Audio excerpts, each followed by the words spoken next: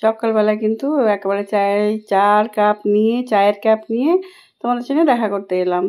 এই যে এখানে আছে আজকে আরও একজন বেশি আছে, আমার ননদ আছে, তোমরা তো দেখছো ননদকে। আর এই যে চা নিয়ে বসে গেছি সকালবেলায়, কর্তাবু, আমি, ননদ আর ঝর্ণা চা খেয়ে নিয়ে একটু গল্প করছি। চা খেতে খেতে বেশ এইটুকু টাইম ভালোই লাগে। চা দিয়ে শুরু করলাম, এখনও ছাদে যাওয়া হয়নি। চলো এবার ছাদের দিকে যাই আস্তে আস্তে। দেখো আজ একবার সিঁড়ি দিয়ে উঠতে উঠতে তোমাদের সঙ্গে তোমাদেরকে নিয়েই উঠছি আর কি।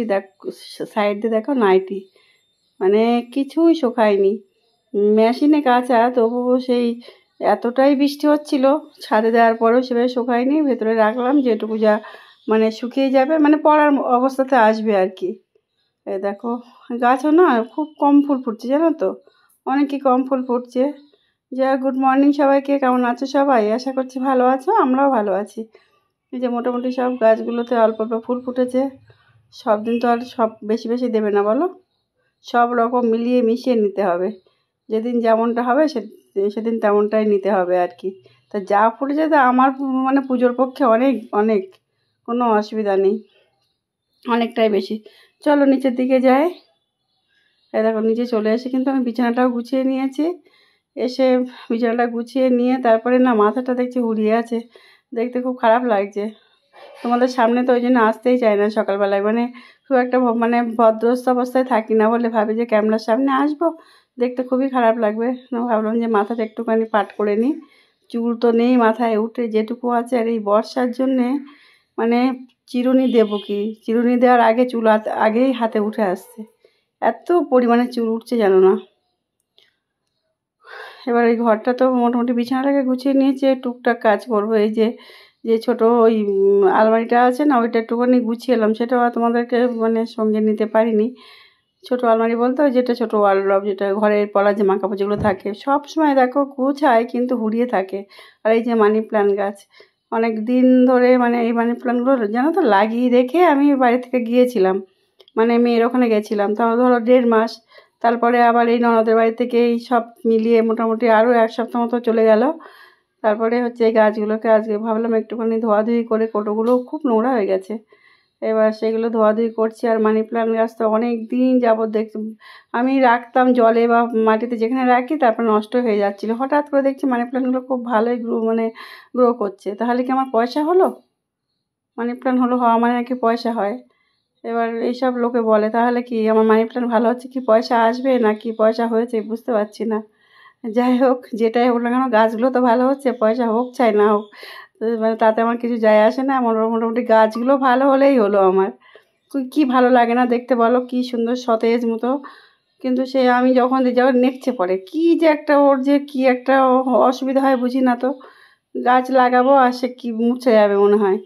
আগে খুব ভালো হতো, হঠাৎ করে বছর 2 মতো হচ্ছিলো, যেখান থেকে আমি ইউটিউবে এসেছি আমি তোমাদেরকে ঠিকঠাক মতো দেখাতেই পারিনি মানি প্ল্যান্টগুলো। এবার কেমন একটা হচ্ছিলো দেখছি, আবার এই গাছগুলো দিয়ে চলে গেছিলাম। আমরা বাড়ি ছিলাম না, তাতেই কি ভালো হয়েছিল কি জানি, আমাদেরকে সহ্য করতে পারে না নাকি। যাই হোক, অনেক সব ভুলভাল কথা বললাম। চলো এগুলো গুছিয়ে নিয়ে এবার ঘরে একটা ভাবছি যেখানটায় ওই ছোটো ওয়ালড্রপটা আছে না, ওইটার ওপর একটা রাখবো।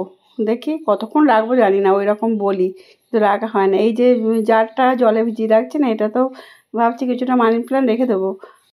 এগুলো মোটামুটি ধোয়াধুয়ি করে পরিষ্কার পরিচ্ছন্ন করে নিলাম। তারপরে চলো রেখে দিই, অনেক কাজ আছে না তো এখনও। এই যে এটার ওপরে, এইটা ভেতরটা মোটামুটিভাবে গুছিয়ে নিয়েছি।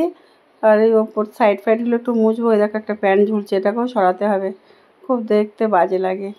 কী বলো তো, রাখারও না আমার তো অন্য কোনো সেইভাবে যে এই প্যান্টগুলো এসেই কি জামা কাপড় ছেড়ে আলমারির মধ্যে ঢোকাবে বলো। সেই জন্য এখানে একটা ঝোলানোর ব্যবস্থা করেছিলাম, কিন্তু দেখছি ভিডিও করার সময় খুব খারাপও লাগে দেখতে।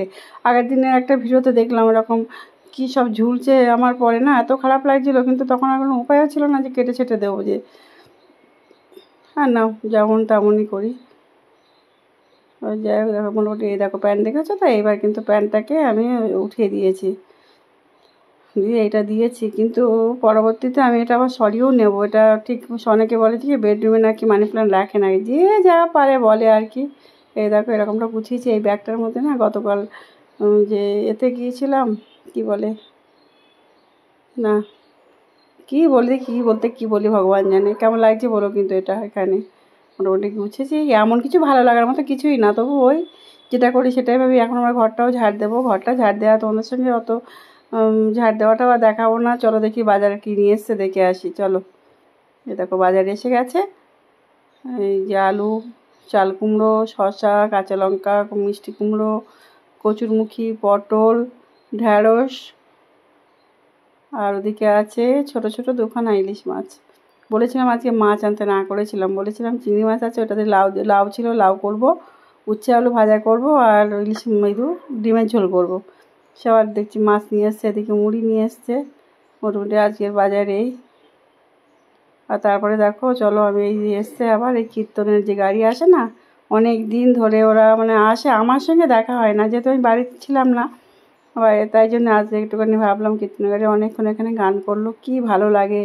হরে কৃষ্ণ নাম করে তো এখানে বসে। আর এই যে গন্ধরাজ ফুল, এটা ভিডিও করার কারণ কি, আমি এই যে গন্ধরাজ ফুলগুলো দেখতে পেয়ে তোমাদেরকে দেখাবো বলে, আমাদের পাশের বাড়িতে হয়েছে, ওদের বাড়ি থেকে ওরা দিয়েছে আর কি এখানে ভগবানের চরণে। খুব সুন্দর লাগছে গন্ধরাজ ফুলটা।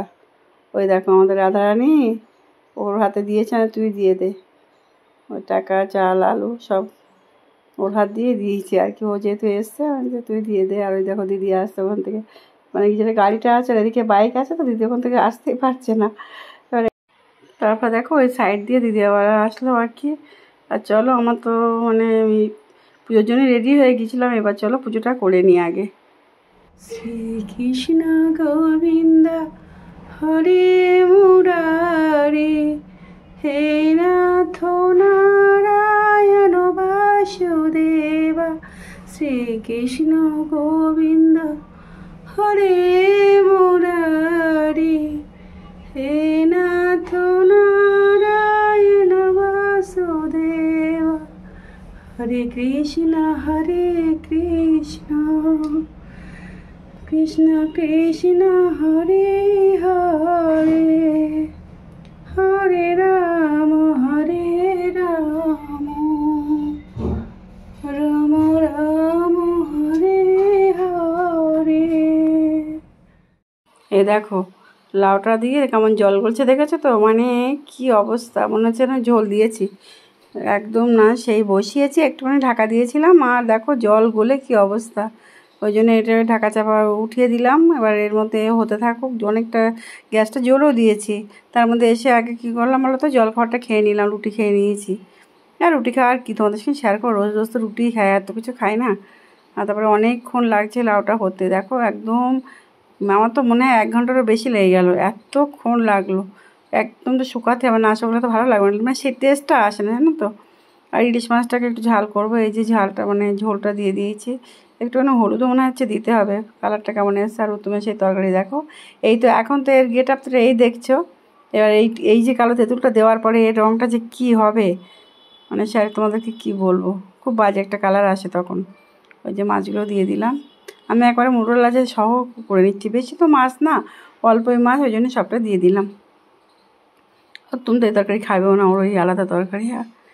তাই আজকে জানো তো কত বলছে রোজ রোজ ও কী খায়, ওই এত ভালো লাগে। আচ্ছা কী আর করো, ওর ওইটাই ভালো লাগে, ওইটাই খায়। আর আমি রোজ 1-2 দিন ভালো লাগে, রোজ রোজ ওই টক আর টক। আর নাও যে যেটা পছন্দ করে সেটাই, কিছু তো বলার নেই।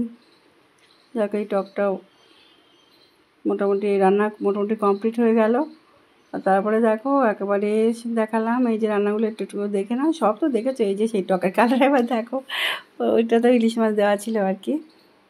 আর এদিকে ওই যে আগের দিনে একটু চাটনি রয়ে গেছে, ওইটা আছে। আর আছে এদিকে আছে তোমার এই লাউটা হয়ে গেল, আর আছে কি বলে ওটাকে, সব দেখাচ্ছে এক এক করে, এবার বার করে আস্তে আস্তে ধীরে ধীরে বার করছি। মাছের তেল ভাজা আছে, আর ওদিকে মাছের ঝাল, আর একটুখানি ঘুগনি করে রেখেছি। চলো বন্ধুরা আজ ব্লগটা হবে এইটুকুই রাখবো, আবারও নতুন ব্লগের সঙ্গে আসবো। তোমরা ভালো থাকবে, সুস্থ থাকবে, সাবধানে থাকবে। চলো সবাই টাটা সবাইকে। ঘুগনিটা আবার বিকালবেলায় বার করবো।